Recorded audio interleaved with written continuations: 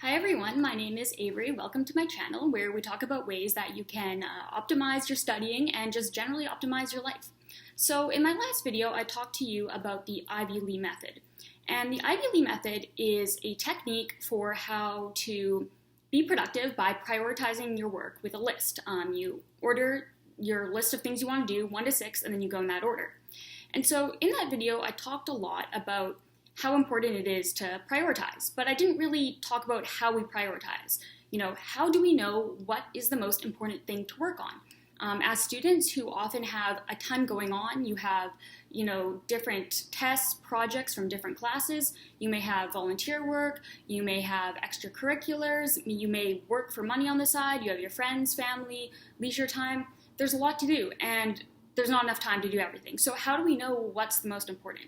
So today I want to talk to you guys about the Pareto Principle, and this will hopefully be insightful for you and help you in thinking about how to prioritize what to work on first.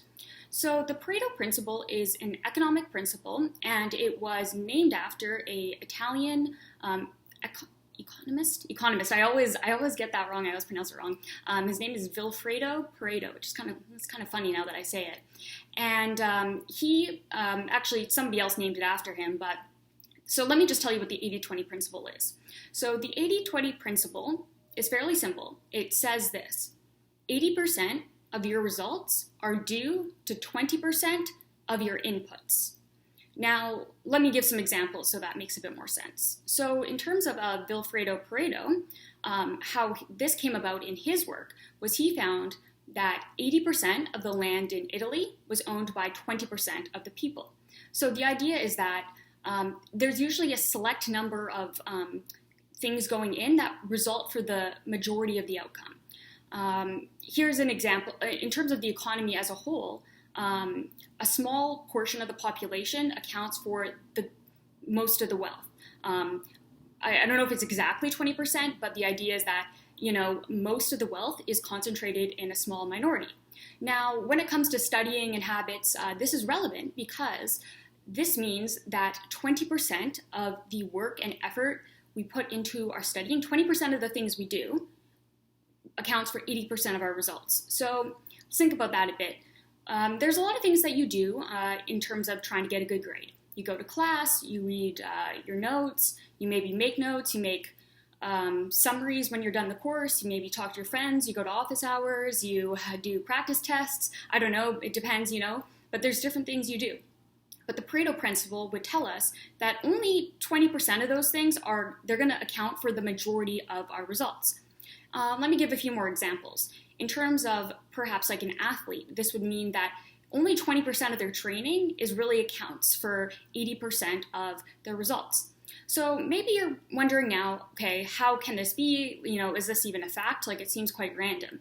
And it does, and it's not a statistical fact, but the reason why it's called a principle is because there's been studies done in different areas, such as business,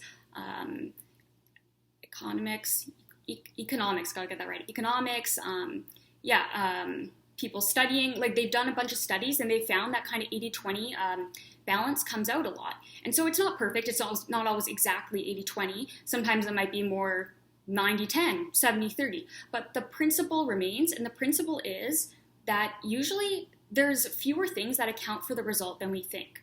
Okay, so I've kind of gone on and on about this, so why is it important?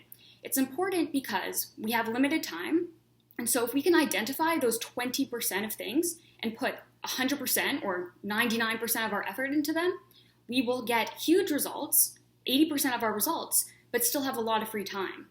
And that's really important because often people will try and do everything, but they're not focusing on the right things, or they're just focusing on everything equally. And that can be really discouraging because you could be doing a lot of work, but if you're focusing on the wrong things, you're not going to get the right results. And so that's tough because you're working hard, but then you're not seeing the results you want. My dad has always said, practice makes permanent, but not perfect. And he said that in the context of if you repeat the same thing, you will get good at what you're repeating, but that doesn't mean you're actually going to succeed. Because if, for example, you practice a golf swing with bad technique, guess what? You're going to get really good at doing a bad golf swing. And this is a little bit similar, because if you really put all your effort into the wrong things, like for example, if you have a math test and this is really silly, but stay with me. It's a calculus math test, and you decide to go practice your multiplication tables. That's an extreme example, but that's not going to be helpful, right? And so let me give a few more relevant examples. So when it comes to school, I think this is something that a lot of students get wrong, because from my experience, I did an undergraduate degree in a STEM field, a master's degree in a STEM field, and law school. So I've had a variety of experiences. I've done math type courses. I've done humanities, psychology, some essays. Law is its own thing. But my experience, generally speaking, has been that the highest yield, and what I mean by highest yield is I mean something that produces the most results in terms of all the different things you can do to try and prepare for an exam or prepare to get a good grade in a class, is doing practice tests. It's doing practice tests. The more you test yourself, and you have to do practice tests that are similar to the test that you're going to be taking, right? Obviously, you have to do a useful test. And this honestly seems quite deceivingly simple, but I am surprised by the number of students who don't do practice tests. And when you think about it, it makes perfect sense, because if the goal, it depends what the goal is, and maybe we'll talk about that another time, but if the goal is to get a good mark on the test, you should be practicing the test, because that's what's going to get you to do well on the test. And this works. I wrote the LSAT, obviously I went to law school, and I wrote a ton of practice tests. I think I wrote, 60, 70, I don't know. And I got in the above the 99th percentile. And I'm just saying that so that you can believe me when I say writing practice tests work. This is one of my core tenets, I would say, when it comes to my approach and philosophy towards school, is practice tests. And I think one reason why students shy away from that, they'd rather, read a book, blah, blah, blah, is because doing practice tests is hard. And I'm not going to tell you otherwise. When I was doing the LSAT, I had to sit down for 4 hours and simulate a test. No distractions. I mean, it was boring. It took a lot of time. Hopefully, if you're, in undergrad, you don't have to simulate 4-hour tests. But practice tests are hard. Tests are hard. They make you focus. But the harder something is, the more we learn. If you're not challenging yourself, are you learning? Like if you're just reading a book, but you're passively reading, and you're not really reflecting on the material or quizzing yourself, you're not learning. If it's easy, you're probably not learning. That's a little bit simplistic, but my general philosophy when it comes to studying is if it's not hard, you're probably not doing it right. Or you're not improving. You're just, it's fine if you just want to have a casual read, but don't call that studying, because, you'd be better off just watching TV and enjoying yourself. Don't waste your own time. Study really hard for 20 minutes and then go enjoy yourself, right? Instead of kind of passively studying for 3 hours, and then that way you get nothing done, but you also felt like you worked hard, so it's kind of like a lose-lose situation. So that's studying. Why don't I talk about one more kind of real-world example besides studying? So I think one area that this is applicable is when it comes to habits. This will probably come up at some point, but I'm like a habit aficionado myself. I love a good morning routine. And if you like reading books on habits like I do, you'll probably have noticed that there's so many things you can do. People tell you to meditate. They tell you to journal. I had 5 different types of journals at one point. You can go for a walk. You can go for a run. You can do your morning gratitudes. You can do your affirmations. You can do your visualizations. You can drink lemon water. You can plan for the day ahead. I'll spare you the details, but the point is there's a lot you can do. And in the past, I'm not going to lie, I did try and do all these things. At one point, I had a 3.5-hour morning routine. And it was fantastic, but it's not really practical. I think I was doing that in the summer when I had spare time.